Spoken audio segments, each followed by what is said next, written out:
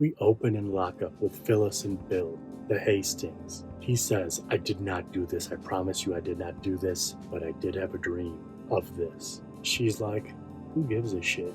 You're a cheater. I hope you go to prison for life.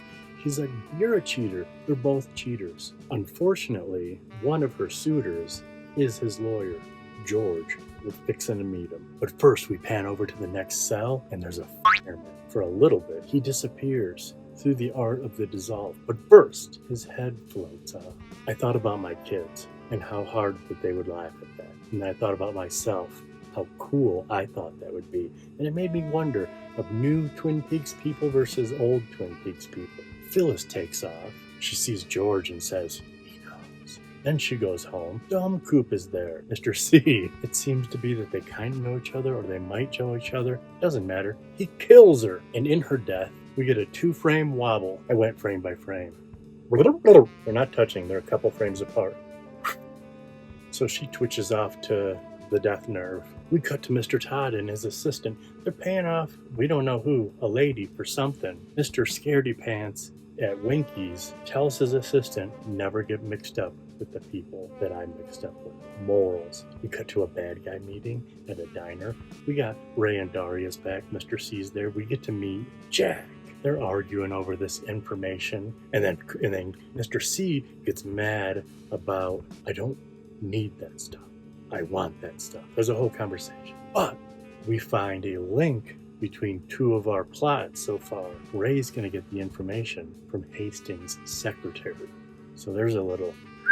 We cut to Twin Peaks. Hawk's walking on the woods. Catherine calls him. Oops, I keep calling her. Sometimes I say Catherine, sometimes I say Margaret, sometimes I say the log lady.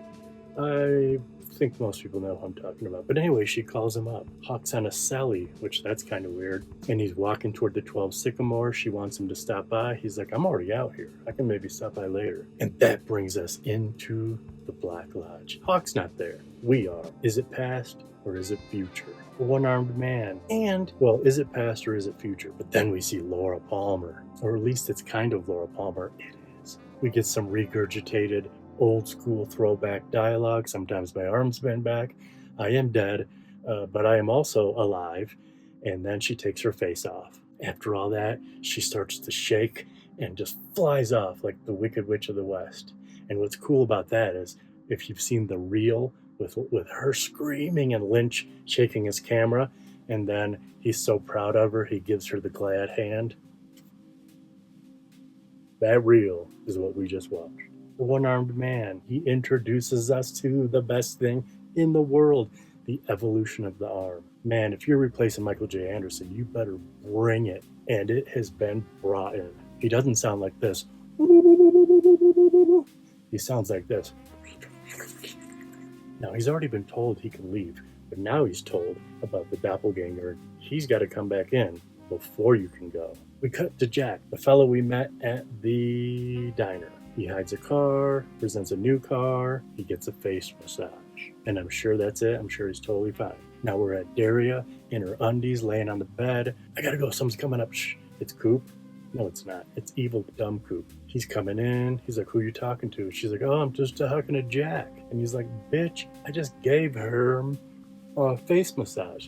Just kidding. He killed Jack. And so she freaks out because she's busted lying. He roughs her up a bit. He roughs her up a bit 4 times. He plays her back the conversation, so now she even knows she's totally busted. And then he roughs her up. He says, Ray's in prison. Why did you do this to me? You're going to kill me. That was on tape. Diane, evil Diane. He tries to get some info out of her. He tells her there's a place called the Black Lodge and I'm supposed to go back in it tomorrow. He's been talking about some kind of mysterious plan. That's the plan.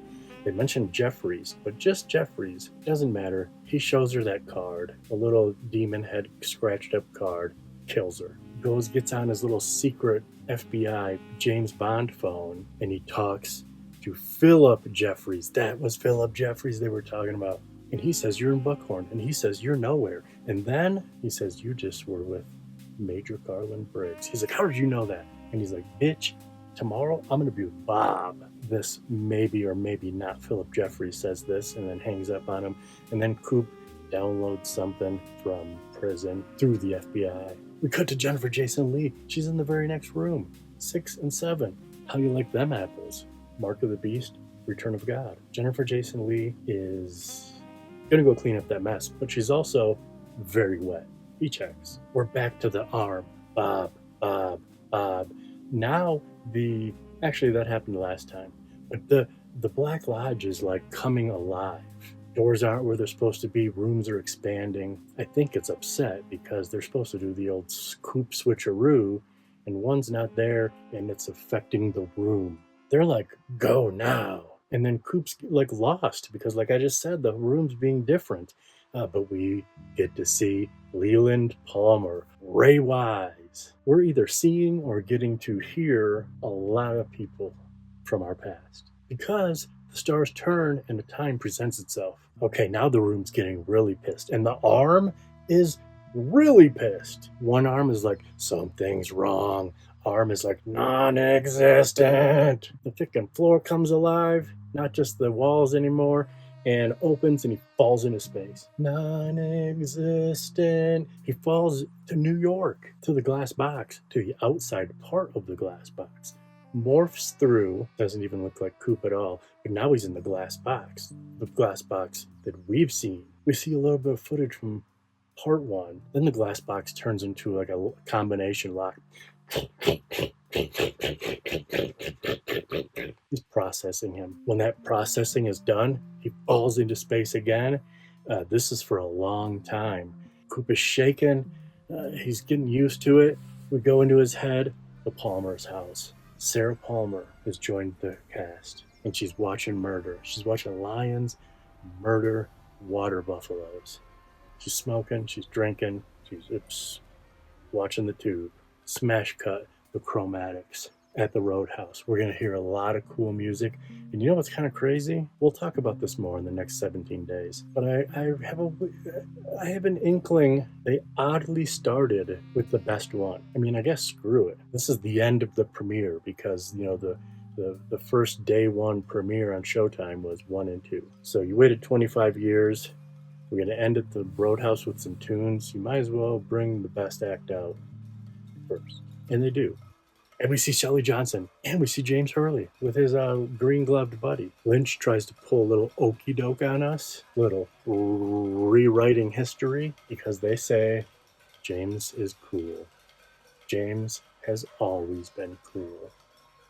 I've watched Twin Peaks with many of women. Not once has anyone ever thought James was cool. But that's cool. I like when an auteur fucks with us. He got in a motorcycle accident and I was quiet. And that is the end of part 2.